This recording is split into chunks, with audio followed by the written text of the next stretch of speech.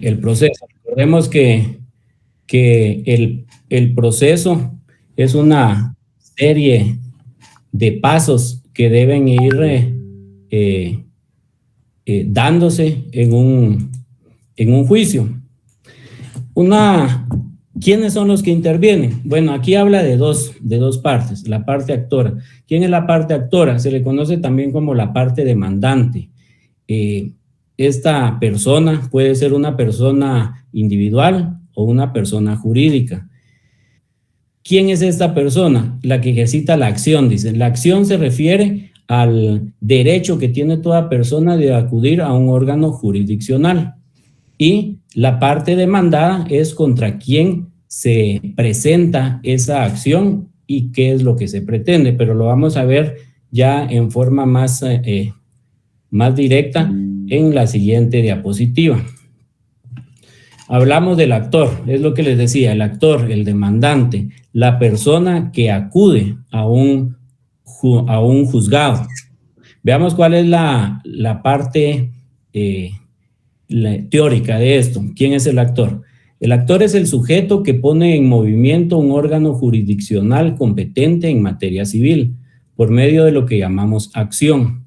Esta se lleva a cabo a través de un proceso que es una serie de etapas ordenadas y concatenadas que sirven para la persecución de un fin, respetando el debido proceso. Para poder interponer una demanda o contrademanda es necesario tener interés en la misma. Bueno, ¿quién comprendió esta definición? Que levante la mano o que hable de una vez ahora.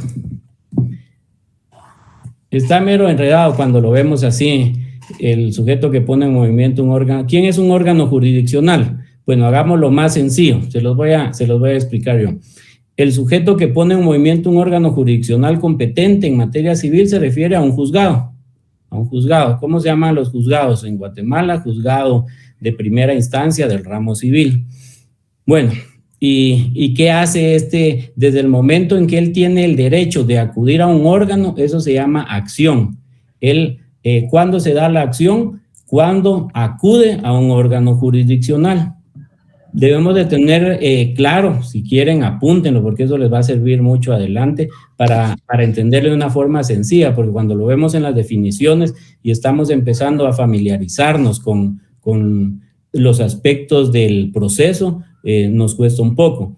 Pero la acción es esa facultad que tiene una persona cuando acude a un juzgado. Esa es la acción. Eso es una acción. Distinto es la pretensión. Acción y pretensión no debemos de confundir. Dijimos, acción es cuando acudo a un órgano jurisdiccional y pretensión es lo que yo voy a pedirle a ese juez. ¿Qué es lo que yo le voy a pedir? Esa es la pretensión. ¿Qué es lo que yo quiero de ese juzgado? Bueno, lo que quiero es que le digan al demandado que me pague.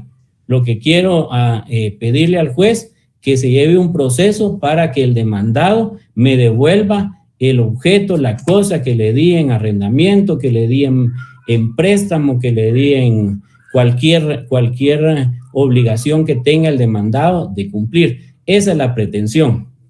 ¿Y cómo se lleva a cabo? Bueno, se lleva a cabo a través de un proceso. Ustedes van a ver, por ejemplo, en el ámbito civil, van a ver que el Código Procesal Civil establece los juicios en donde se lleva a cabo ese proceso, porque el código, nuestra ley señala distintos procedimientos. Por ejemplo, hay procedimientos ordinarios, procedimiento sumario, proceso ejecutivo en la vía de apremio, jurisdicción voluntaria.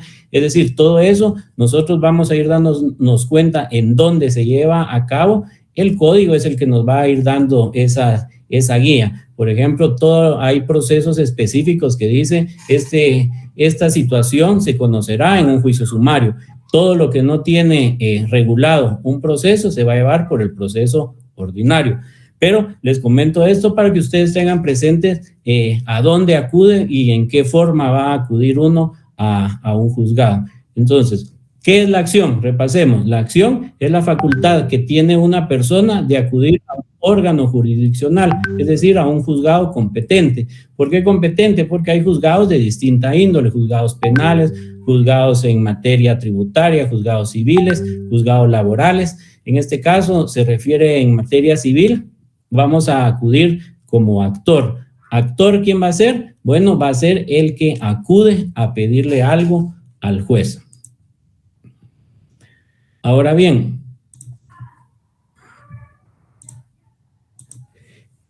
para poder interponer una demanda o contrademanda es necesario tener interés en la misma. ¿Qué significa esto?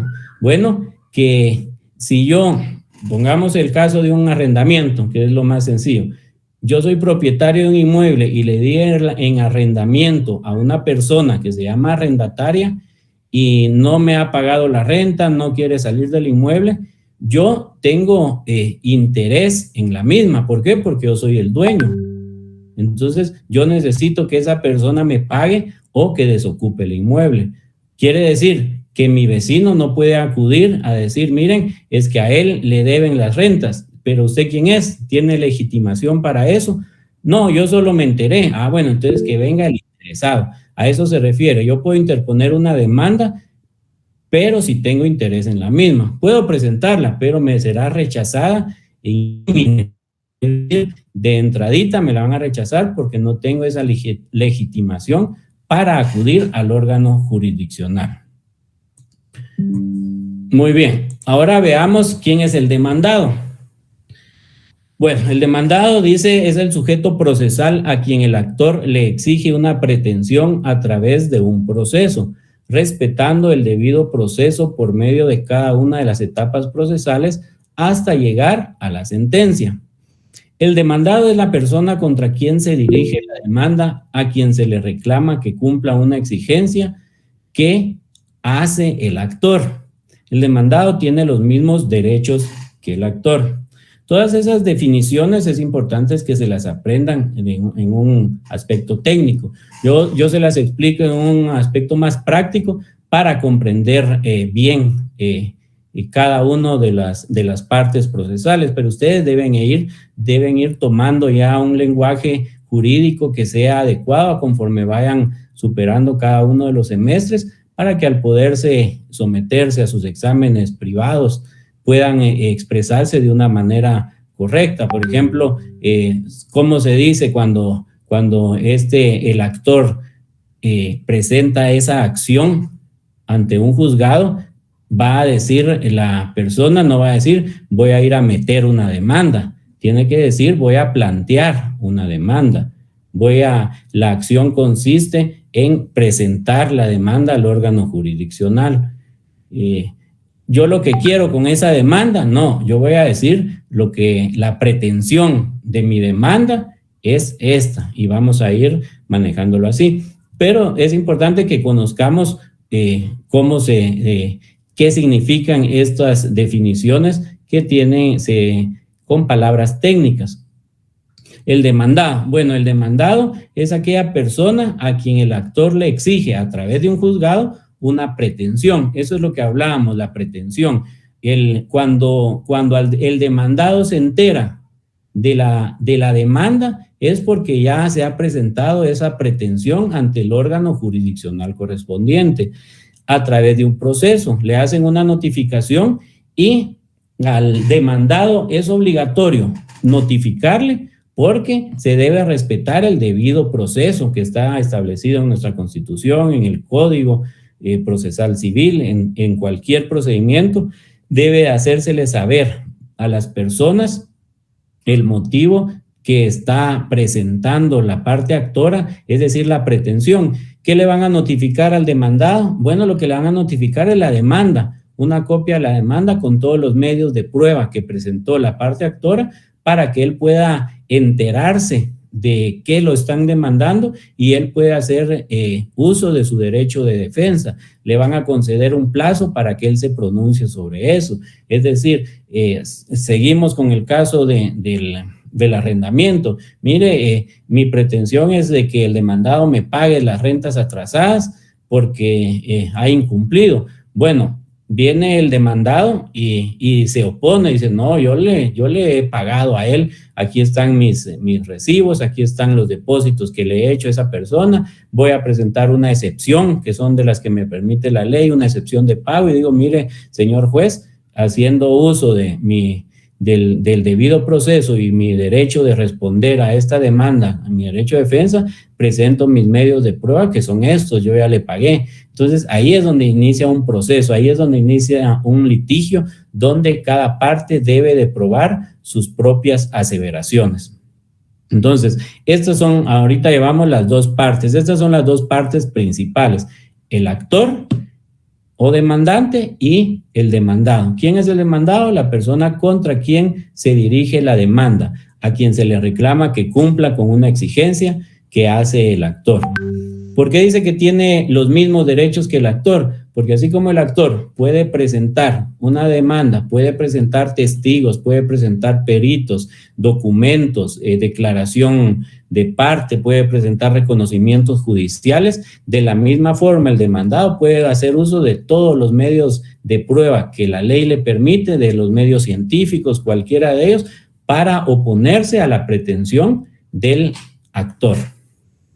¿Vamos bien hasta aquí? Con uno que diga sí, seguimos. Sí, Lic.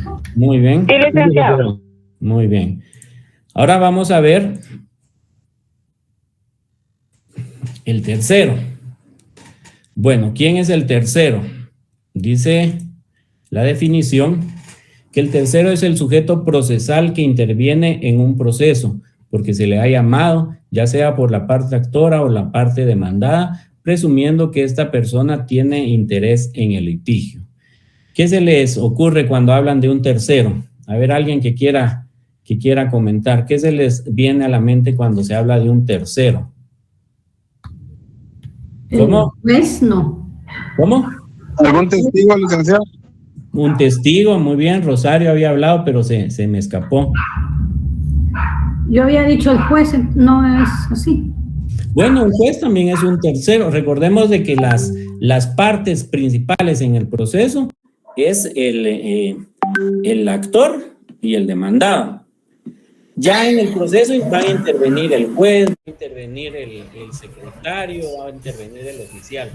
Pero el tercero se refiere principalmente a aquellos que no tienen relación directa en el proceso. Por eso dice, el actor y el demandado son los principales. El tercero puede ser un testigo, como decía mi compañero, puede ser un perito, puede ser un experto, e incluso un tercero puede ser aquel que es llamado porque al final tiene interés en el litigio. Por ejemplo, en el caso de terceros, ¿qué sucede? Viene un banco y le embarga un vehículo, por ejemplo, le embarga un bien mueble a una persona y porque no pagó la tarjeta, porque no pagó la deuda. Pero resulta que cuando le embargó en ese plazo, antes de haber embargado, la persona ya había hecho la venta, ya estaba inscrito, pero el banco no se fijó en eso, el juzgado no se fijó, y el tercero que tiene un vehículo dice, mire, ¿y por qué me aparece embargado? Es por una deuda antigua que tenía la otra persona. Entonces, puede entrar como tercero con interés a decirle al juez, mire, señor juez, ellos tienen un pleito, yo soy ajeno a ese pleito, pero mi interés es en el bien, en el vehículo. Entonces, yo le puedo demostrar de que yo soy el dueño desde antes de la deuda, desde antes del embargo, y lo tengo registrado, y aquí está mi prueba, aquí está mi título, aquí está mi escritura. Ese es un tercero que tiene interés y entra al proceso, entra en el litigio, no de una forma directa, sino como tercero. Esos son los terceros que señala la ley. Por eso ustedes ya en el proceso van a ver las tercerías, hay tercero coadyuvante, que es necesario que intervengan en un proceso siempre que tengan interés. Esa es la clave para que alguien pueda acudir a un proceso. Ahora vamos a ver la capacidad procesal. Bueno, ¿quiénes tienen capacidad procesal para acudir ante un juez, ante un órgano jurisdiccional, ante un órgano competente? Bueno, tienen capacidad, dice, todas las personas que se encuentren en el libre ejercicio de sus derechos. El Código Civil señala quienes tienen capacidad. No sé si ustedes tienen su Código Civil a la mano, no se los pidieron. El Código Civil dice que del artículo 8 al 14 se encuentra regulado lo relativo a la capacidad. Es decir, solo el que sea capaz civilmente puede acudir ante un órgano jurisdiccional. En el caso en un proceso, la capacidad para el ejercicio de los derechos civiles se adquiere por la mayoría de edad, que en nuestro país es de 18 años. Dice el artículo 8, la capacidad para el ejercicio de los derechos civiles se adquiere por la mayoría de edad. ¿Quiénes son mayores de edad? Los que han cumplido 18 años. Los menores que han cumplido 14 años son capaces, aunque este artículo ya no queda vigente porque esto lo aplicaban principalmente para el caso de matrimonio, pero ahora ya no se puede así. Incapacidad, el artículo 9. Los mayores de edad que adolecen de enfermedad mental que los priva de discernimiento deben ser declarados en estados de interdicción. Pueden asimismo ser declarados en estado de interdicción las personas que por abuso de bebidas alcohólicas o de estupefacientes exponen ellas mismas o exponen a sus familias a graves perjuicios económicos. Otra cosa, las perturbaciones mentales transitorias no determinan la capacidad de obrar, pero son nulas las declaraciones de voluntad emitidas en tales situaciones. ¿Qué sucede aquí? Bueno, dice que todos los que tengan mayores de 18 años pueden disponer. Yo no sé si será la mejor edad los 18 años que ya tengan en su pleno uso de sus facultades, pero la ley así lo prevé, que ellos pueden obligarse y adquirir obligaciones, adquirir derechos por su cuenta, por ellos mismos, a partir de los 18. Bueno, ellos pueden acudir ante un juzgado a requerir y de la misma forma puede ser demandado para que cumpla algo a lo que se obligó.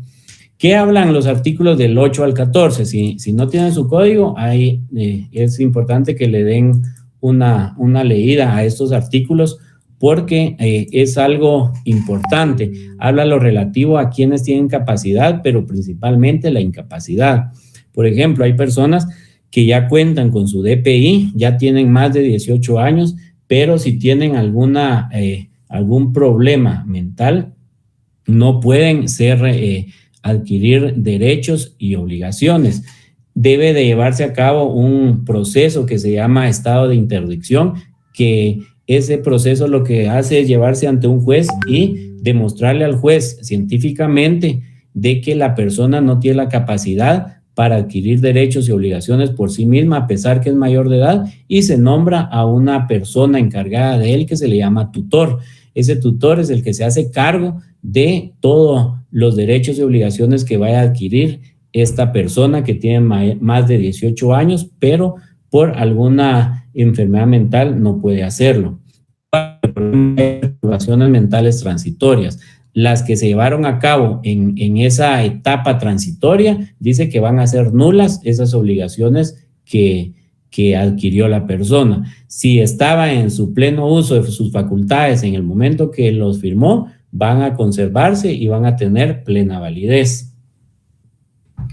¿Qué sucede cuando fallece una persona? Bueno, ahí va a entrar alguien más, lo vamos a ver más adelante, va a entrar alguien a administrar la mortual, se le llama administrar la herencia, para que pueda cumplir con las obligaciones que dejó aquella persona al momento de fallecer.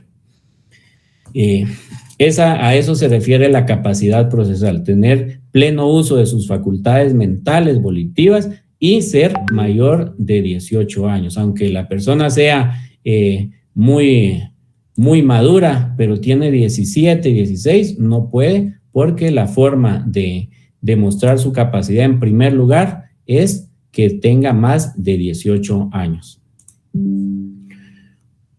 Ahora vamos a ver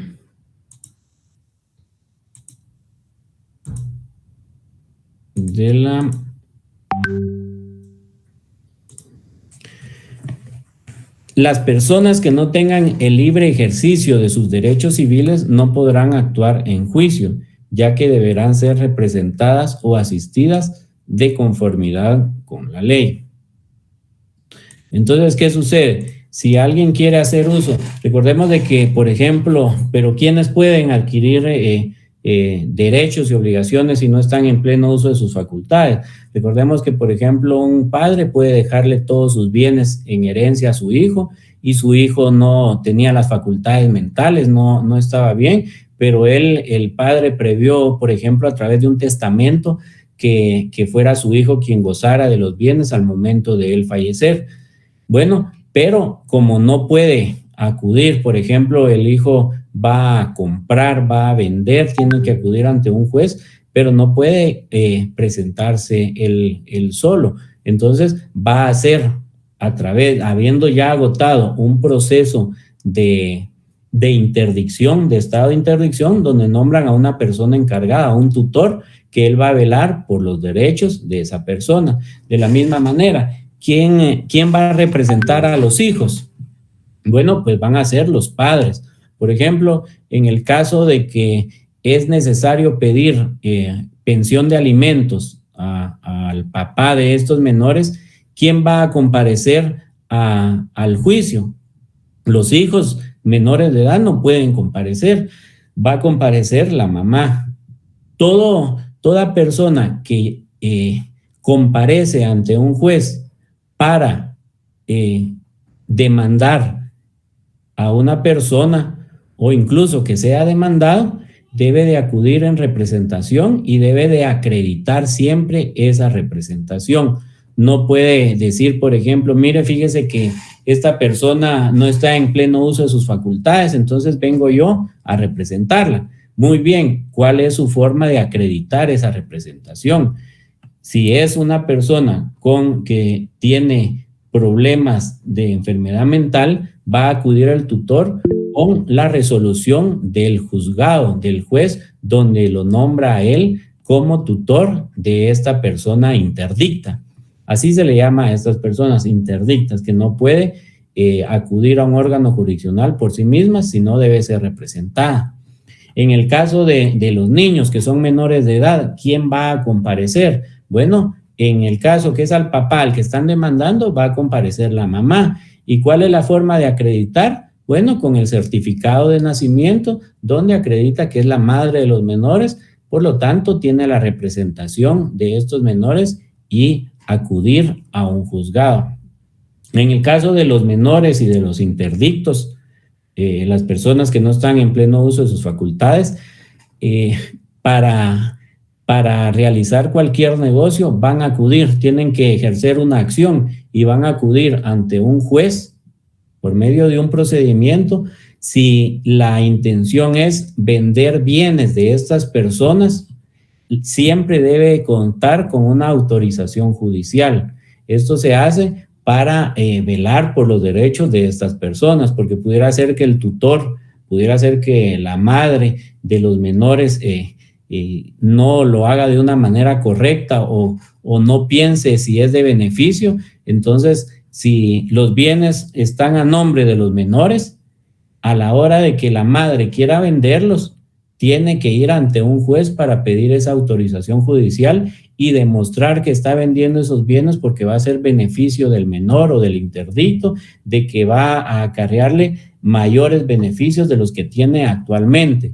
Se le va a dar audiencia a la Procuraduría General de la Nación para que se pronuncie y la Procuraduría hace todas las averiguaciones correspondientes y emite un dictamen y dice: consideramos que sí es de beneficio que venda esos bienes porque eso les va a servir para adquirir esto, o porque tiene otra casa, en esa pueden vivir y lo que va a pagar de esos, lo que va a ganar de esos bienes les va a servir a ellos para subsistir, para sus alimentos. Entonces consideramos que se emite un dictamen favorable. De lo contrario, no lo va a autorizar el juez. Esa es la forma en que el Estado protege a personas vulnerables, como son los niños y los interdictos. Ahora bien, las personas jurídicas. ¿Qué es ustedes ya vieron sobre las personas individuales y personas jurídicas? ¿Quiénes son las personas jurídicas?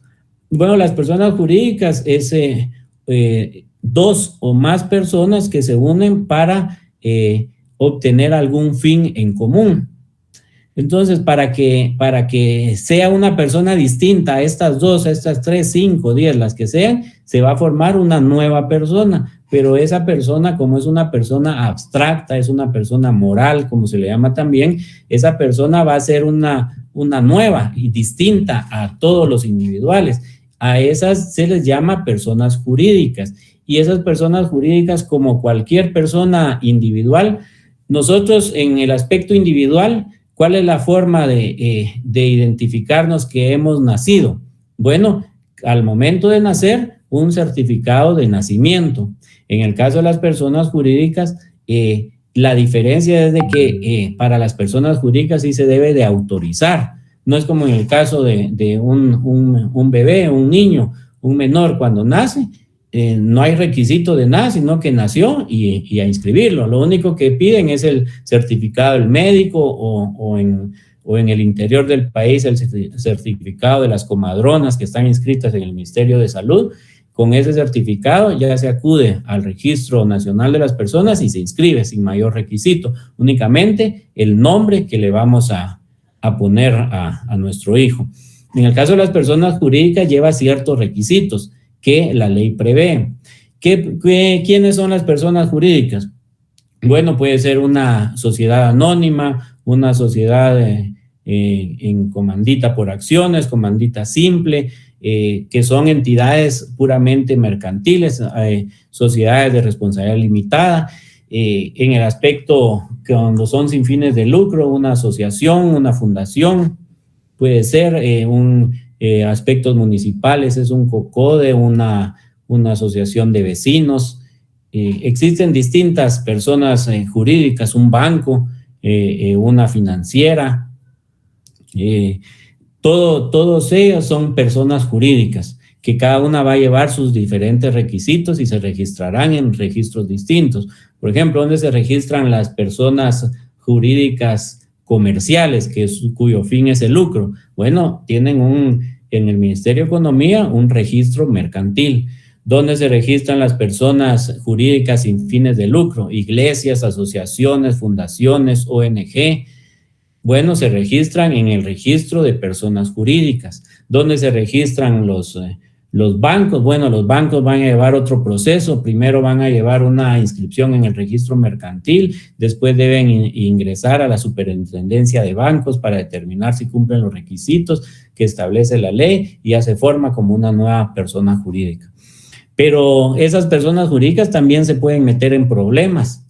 También necesitan acudir a un juez para que le resuelva algo sobre el incumplimiento de otra persona con quien hicieron algún negocio. ¿Cómo van a llegar ellos ante el juez? Bueno, la persona jurídica siempre va a llegar a través de sus representantes legales de conformidad con su escritura de constitución. ¿Se recuerdan que les decía que las personas jurídicas deben de cumplir requisitos? Todas las personas jurídicas se constituyen primero mediante una escritura de constitución. En derecho mercantil se le llama el pacto social. Esa escritura de constitución allí establece cómo se va a formar, quiénes están formando a la entidad, cómo se van a distribuir sus utilidades, cómo van a distribuir los gastos, quién se va a encargar de fiscalizar, qué va a pasar si la persona jurídica llega a su fin, cómo se van a repartir todos los bienes, la liquidación, y establece también el órgano de administración, establece quién es el órgano mayor de la sociedad, que en el caso de las sociedades mercantiles es a través de una asamblea general que nombra a su órgano de administración, y ese órgano de administración es el representante legal.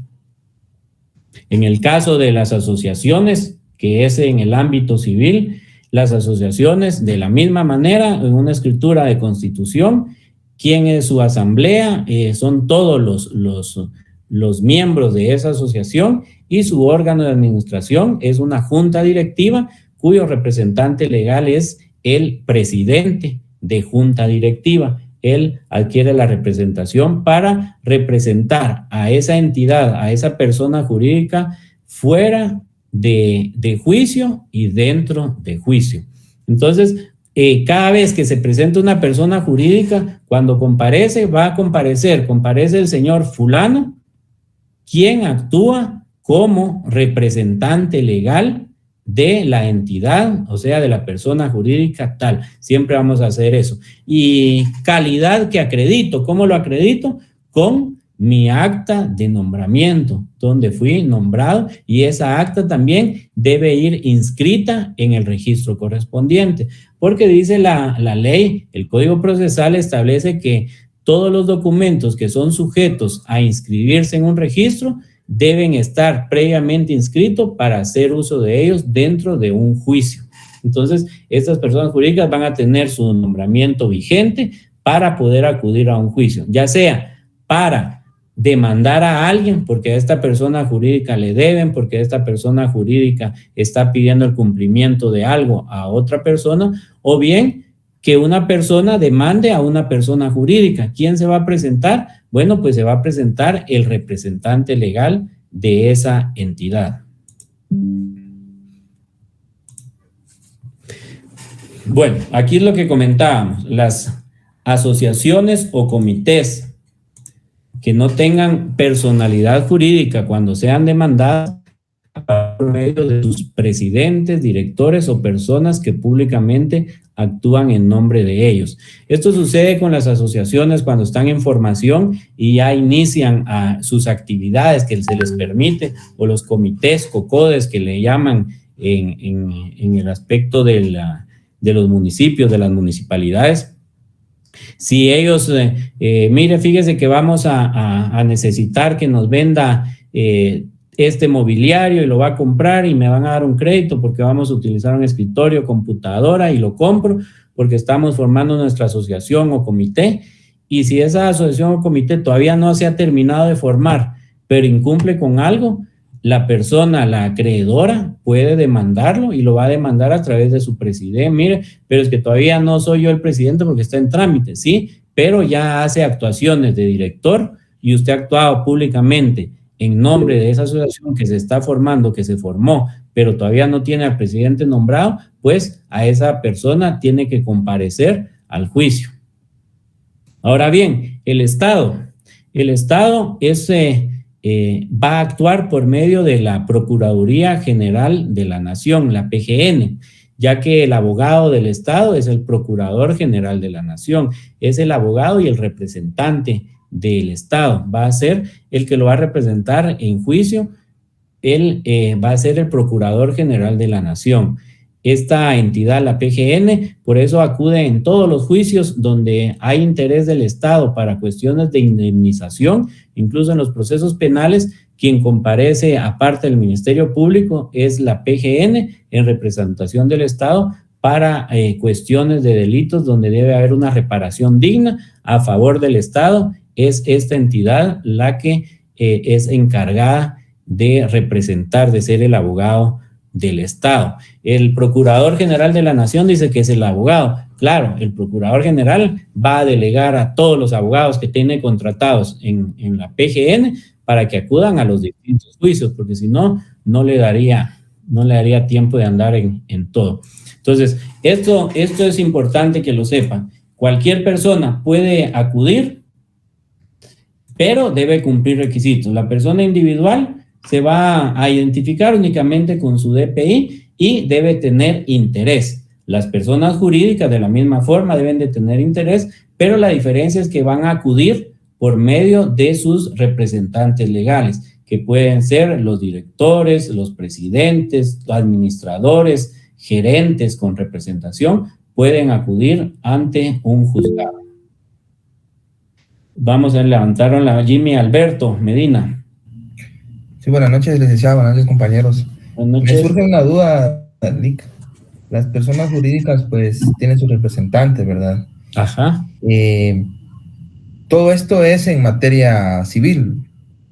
Sí, nos estamos enfocando principalmente en lo civil.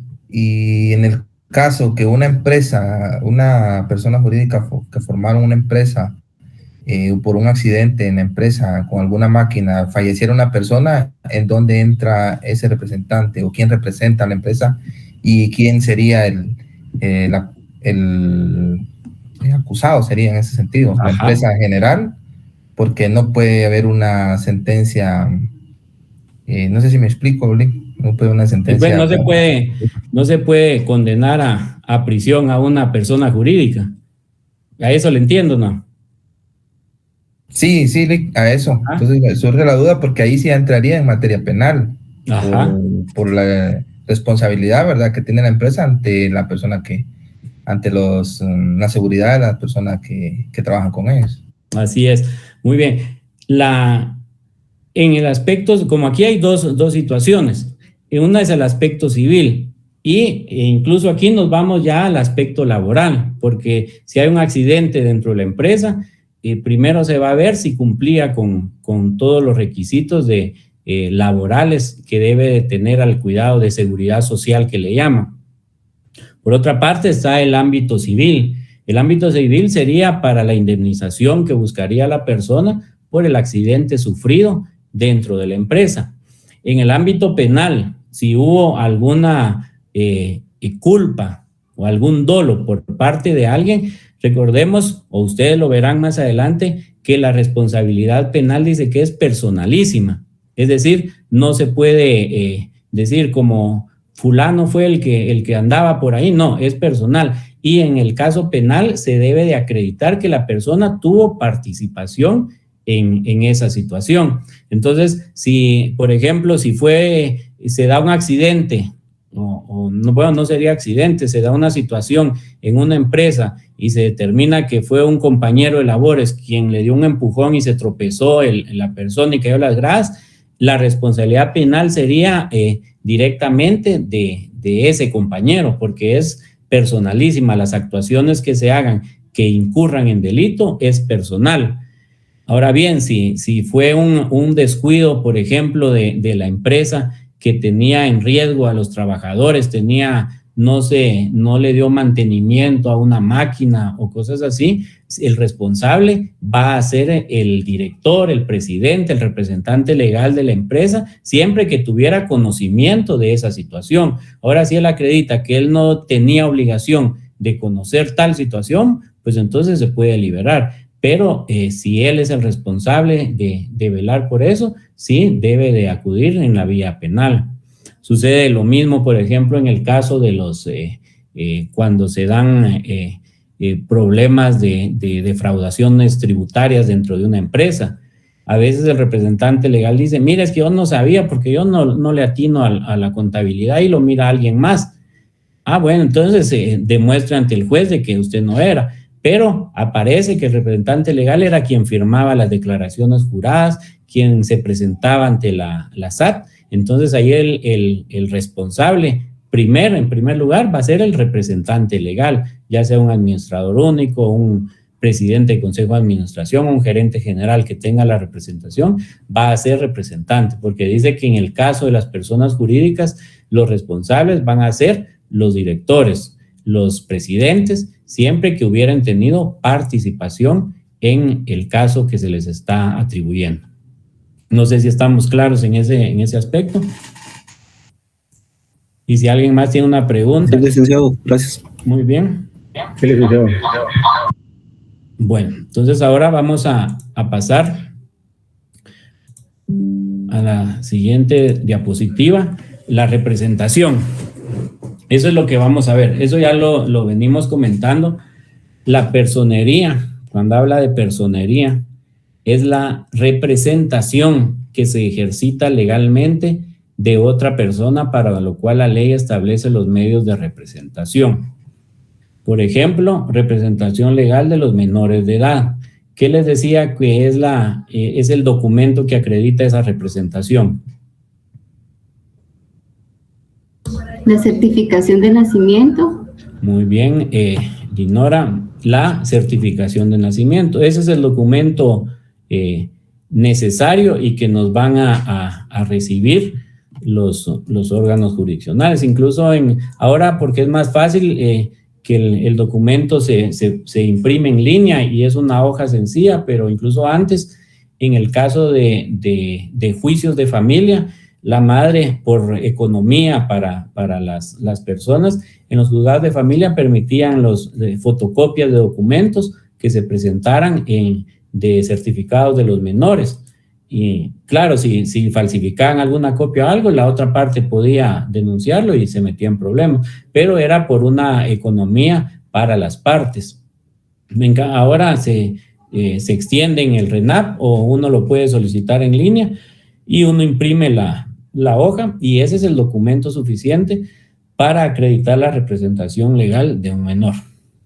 En el caso de la representación judicial, en el caso de incapacidad, lo que yo les decía, una persona que tenga incapacidad por problemas mentales va a necesitar una representación judicial, es decir, va a acudir ante un órgano jurisdiccional, ante un juez, y le va a decir de que tal persona tiene un problema y lo va a acreditar con certificados médicos, con testigos, con antecedentes, y va a presentarlo ante el juez, y el juez, después de agotar el procedimiento y verificar todo lo manifestado, bueno, va a declarar en interdicción a esa persona y va a nombrar representante judicial a otra que se llama el tutor judicial.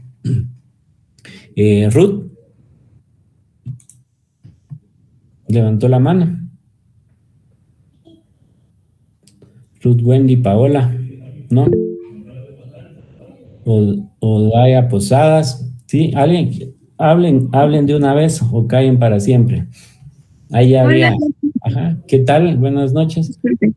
Buenas noches, compañeros. Buenas noches, licenciado. Una pregunta, ¿un tutor legal podría ser los que son directores de una casa hogar, por así decirlo?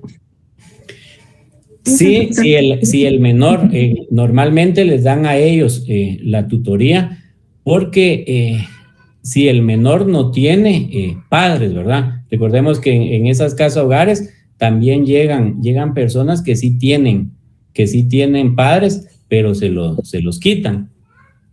Ya, si llega el momento, si llega la necesidad, por ejemplo, de quitarles la guarda y custodia, pues se lo entregan al director de esa casa hogar, porque él debe representarlos. Ese es el caso en las casas hogares que se dan esas situaciones. En otras, recordemos de que no existe ni patria potestad, porque son niños abandonados, porque debemos de saber de que existe una diferencia entre patria potestad y guarda y custodia. Eso lo van a ver más adelante, pero es importante que les voy a dar la clave de una vez, porque la patria potestad la va a tener cualquier persona por el hecho de ser padre o madre, ¿ya? Entonces, la patria potestad no se pierde, únicamente que el padre atente contra la vida del hijo, o que exista una condición por ejemplo, de drogadicción tan grave que ponga en riesgo la vida del menor. Pero solo porque la mamá se peleó con el papá y le va a quitar la patria potestad, eso ni se hagan ilusiones, porque no se las van a quitar. Él va a seguir siendo hay que elegir bien, porque él va a ser el papá siempre. Ahora bien, la guarda y custodia, ¿qué es? Bueno, la guarda y custodia es como las palabras que se unen lo dicen: quién guarda y quién cuida del menor. Ahí sí, la guarda y custodia normalmente en niños menores de 9 años la va a tener la madre, siempre. Por ejemplo, se separa el papá y la mamá, normalmente le queda a la mamá, entonces ella va a tener la guarda y custodia, sin necesidad que el juez lo diga, porque ella lo va a tener. Si la mamá se va del hogar y deja al papá con los menores, la guarda y custodia la va a tener el papá. Esa sí se puede pelear. ¿Quién va a tener la guarda y custodia? Se debe de demostrar, pero es independiente a la patria potestad, ¿ya? Es muy distinta esas dos situaciones, que a veces incluso los abogados lo confunden. Dice, es que yo tengo la patria potestad, sí, pero la guarda y custodia no. Entonces usted puede pelear unas relaciones familiares para que pueda convivir, compartir con el menor y nadie le va a quitar ese derecho. La guardia y custodia es quien tiene al cuidado al menor físicamente, quien lo cuida, quien lo alimenta, independientemente que se relacione con el otro padre cuando están separados. Y ahora vamos a ver si tienen alguna otra duda, un comentario, me levantan la mano y voy a estar pendiente aquí. La representación testamentaria. Bueno, esto es lo que yo les comentaba cuando hay herederos. ¿Qué sucede? Bueno, que se demuestra con el testamento declarado válido. Normalmente cuando se hace un testamento se deja un administrador de la mortual, se le llama. Ese administrador de la mortual es el que va a administrar los bienes, la masa hereditaria, así se le llama a los bienes que deja la persona que falleció, el causante.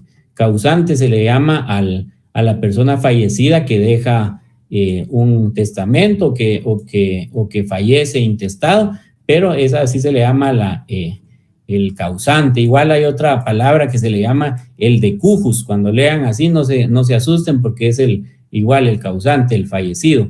El decujus habla, incluso el código habla de eso, se refiere al que falleció. Entonces, esa persona, cuando el testamento se declara válido, es el que va a administrar. ¿Pero qué va a administrar? Bueno, en lo que termina un proceso sucesorio testamentario, él va a administrar los bienes, es decir, si dejó varias casas y están arrendadas y está recibiendo beneficios, ese administrador de la mortual va a estar recabando el dinero y lo va a ir guardando en una cuenta para que al final, cuando se ejecute ya el testamento, va a decir, mire, de todo esto se estuvo administrando y hay esto en total. Claro, al administrador de la mortual se le van a pagar sus gastos, incluso puede quedar que se le paguen sus honorarios por el tiempo que administre esto y va a quedar ahí. ¿Qué sucede? ¿Qué otra cosa hace este representante? Porque es bueno. Bueno, porque va a ir a demandar a los que no le pagaron al fallecido y necesita recuperar el dinero porque tiene un pagaré a favor del fallecido. Él puede ir ante un juez y reclamarlo, pero el juez le va a decir, usted tiene interés, pero usted no es el dueño de este pagaré. No, pero sí soy el administrador de la mortual, por lo tanto, sí tengo las facultades, la representación. Demuéstralo, se lo va a enseñar con el testamento o a través de un certificado declarado por el juez donde lo nombra como administrador de la mortuaria. Y la representación voluntaria. La representación voluntaria se da por medio de un mandato. ¿Qué tipos de mandatos hay? Bueno, hay mandatos judiciales, mandatos especiales, mandatos generales con cláusula especial. Esos mandatos los van a ver ustedes ya llevan civil, ¿verdad? Ya están llevando civil. Sí. Bueno, entonces, muy bien. Entonces en civil lo van a ver, pero ya en el área de los contratos. Después de obligaciones vienen los contratos, está el contrato de mandato. ¿Qué es el mandato? Bueno, el mandato es donde una persona que se llama mandante le otorga facultades a otro que se llama mandatario para que lo represente en lo que él necesita. Por eso hay mandatos especiales. Mandatos especiales es para que haga una cosa en específico. Mandatos generales es para que lo represente en todas las cuestiones, es decir, que pueda vender en su nombre, que pueda cobrar, que pueda realizar cualquier actividad propia administrativa en el Estado a nivel privado, que lo represente. Se hace normalmente cuando la persona está fuera del país y deja encargado a alguien como mandatario general que haga todo. Mandato judicial se le da a la persona para que lo pueda representar en juicio. ¿En dónde puede representarlo en juicio? En el ámbito civil, en el ámbito laboral, pero en donde no podría representarlo es en el ámbito penal. Porque lo que decíamos, que eso es algo personalísimo, entonces debe de ser la persona encargada. No puede decirle, miren, me están denunciando por asesinato, vaya usted a representarme. No, yo no voy, le va a decir el otro, vaya usted y se defiende. En los demás ámbitos sí se puede representar. Oscar. No, solo era por eso de la representación judicial. Ajá. En caso de incapacidad, ahí también se puede tomar, si nadie va a ir a representar, lógicamente, ¿quién va a querer cargar el muerto? Esa es la canción. Ajá.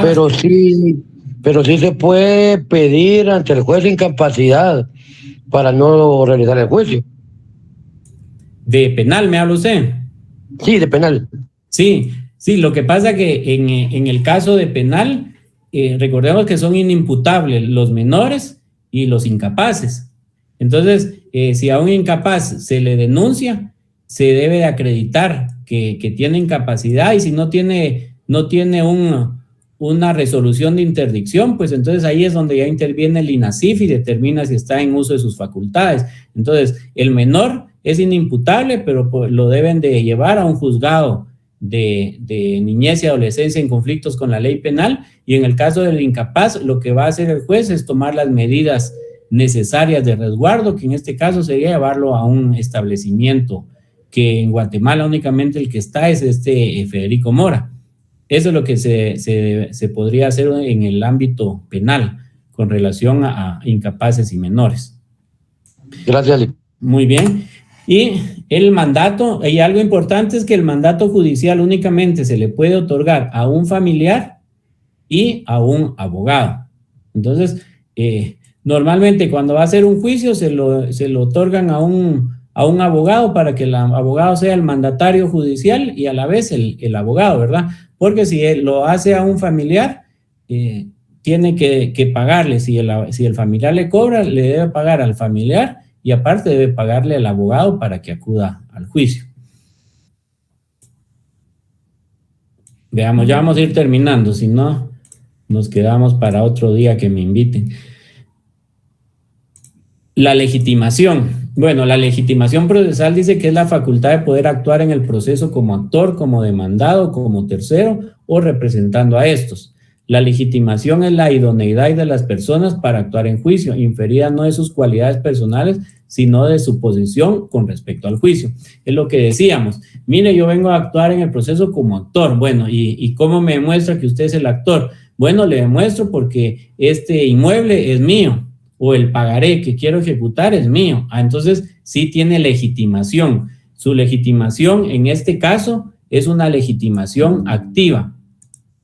Aquí vamos a ver por qué es activa. Se entiende la potestad legal para acudir al órgano con la petición de que inicie la tramitación del juicio a una instancia. Se llama activa porque el que pone a trabajar al órgano jurisdiccional es el actor. Entonces, por eso se le llama activa esa legitimación. Él tiene la potestad para acudir al órgano. Pasiva es la legitimación de una persona contra la que se endereza una demanda. Es decir, la legitimación activa la tiene el actor, y la legitimación pasiva la tiene el demandado. Esa es la forma de reconocer qué tipo de legitimación. El caso de los representantes, su legitimación, ¿cómo la va a comprobar? Bueno, con los documentos que decía. Yo no soy el demandante, pero sí soy su representante. ¿Y cómo lo demuestra? Bueno, soy un mandatario, soy un tutor, o soy... ¿cuál era el otro que veíamos? Testamentario, soy el representante legal del menor. Entonces, esas son las formas de demostrar la legitimación dentro de un juicio. Y después tenemos el litisconsorcio. Bueno, miren, pues ya vamos a ir terminando. No se vayan a ir. La enciclopedia dice que define el litisconsorcio como la pluralidad de partes que se constituyen desde el comienzo de un proceso como actor o demandado para ejercitar o serles reclamada una única pretensión que afecta directa o refleja o directa o indirectamente a todas las partes de un proceso. Miren esto, pues, cómo es de importante. Una parte es el actor y otra parte es el demandado. ¿Cuántas personas son del actor? Personas pueden ser 2, 3, 4 o 5. ¿Por qué? Por ejemplo, ¿qué podemos decir? Un bien inmueble. De un buen inmueble somos dueños 5 personas, 5 hermanos. Entonces, ¿cuántas partes hay del lado del actor en este caso? Yo voy a ir a pelear con el arrendatario que no nos ha pagado la renta. ¿Cuántas partes hay si somos 5 hermanos, los dueños de la casa? 5. 5. ¿Quién me ofrece otro monto? ¿Cuántos son? 6 con el demandado. 6. De parte del actor, ¿cuántos son? ¿Cuántas partes? Son 5 partes del actor más uno del demandado. Demandado, Parte del actor, una. Muy bien. ¿Quién dijo una? Yoli. Ah, bueno, Jimmy, ¿verdad? Muy bien. De parte del actor es una parte. ¿Por qué? Porque nosotros estamos compareciendo como una sola parte. O sea, somos 5 personas, pero ante el juez acudimos como una sola parte. ¿Ya? Es decir, somos únicamente una parte. La parte del actor está comprendida por 5 personas. Y vengo a demandar, fíjese que vengo a demandar a los arrendatarios que eran 4. Entonces, ¿cuántas partes hay? Hay 2, demandante y demandado. Ahora bien, ¿cuántas partes, cuántas personas son de la parte actora? Bueno, son 5.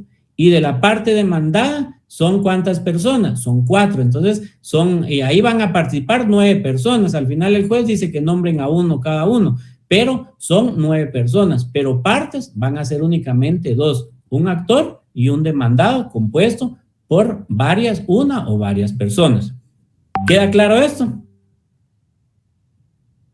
Bueno, Sí, licenciado. ¿por qué necesito que quede claro? Porque el litisconsorcio, así lo entendemos más fácil.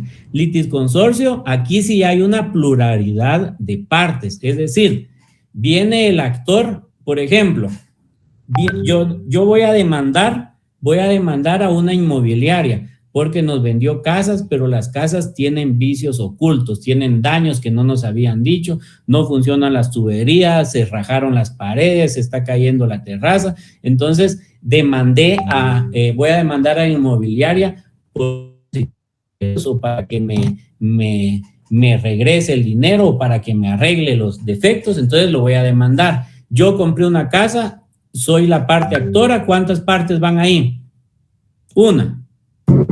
Pero sucede que viene otro que compró también en la inmobiliaria y viene a demandar. Y viene a demandar por lo mismo. A él no le funcionan los chorros, no le funciona la tubería, las puertas y todo. Y viene otro y viene a demandar. La cosa es que hay más de 20 juicios. Pero estamos demandando a una inmobiliaria. Entonces la inmobiliaria dice, miren, yo... señor juez, a mí me están demandando todos ellos, entonces vamos a hacer mejor un litisconsorcio. ¿Qué quiere decir eso? Cada parte, entonces ahí sí van a ver no solo un actor, porque viene el interés de cada uno, distinta casa, pero contra el mismo. Entonces puede ser que en este litisconsorcio empiece como actor de esta demanda 10, 20, hasta 30, porque todos tenemos el mismo objetivo. ¿Y cuál es el único objetivo? Que nos pague los daños ocasionados por habernos vendido una casa en mal estado. Ya, la pretensión, ¿cuál es? Es la misma, que el vendedor de esas casas, la inmobiliaria, nos vendió casas dañadas y necesitamos que sean reparado el daño. Esa es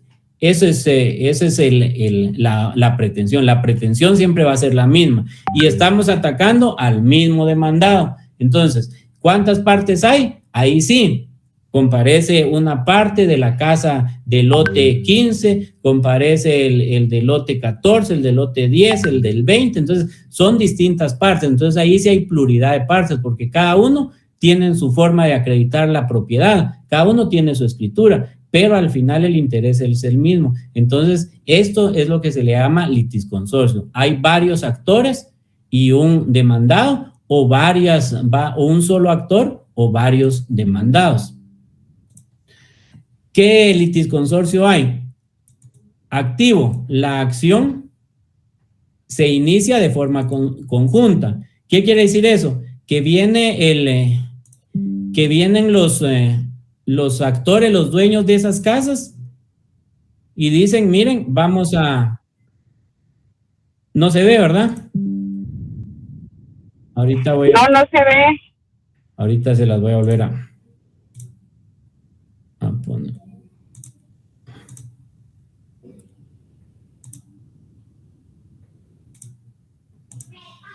¿Ya? Ya, licenciado. Ya, licenciado. Bueno, entonces, activo, la acción se inicia de forma conjunta, es decir, todos los vecinos nos vamos a poner de acuerdo y presentamos una sola demanda. Entonces, esa es un litisconsorcio activo. El pasivo. Las defensas se someten a una misma causa procesal, es decir, como hay un montón de juicios, mejor los vamos a juntar a todos los demandados en este caso para que afronten en un solo juicio. Ese es el litisconsorcio pasivo, es la unión de todos los demandados para meterlos en un mismo número de expediente. El voluntario, cuando las partes involucradas así lo estimen necesario. Es decir, miren, yo no me voy a meter al litisconsorcio, mejor cada quien por su lado, y si ustedes quieren, si se meten. Bueno, entonces ahí es voluntario. Necesario es aquel en que las cuestiones que se ventilan en juicio afectan a más de 2 personas, lo que haría imposible dictar una sentencia sin que se oigan a todas las partes involucradas. Principalmente el necesario cuando se da. Miren, lo que cada uno está pidiendo no va a alcanzar para devolvérselo. Mejor hagamos un litisconsorcio necesario y se reparten en partes iguales o proporcional, porque no se quedan sin nada. Ese es el litisconsorcio necesario.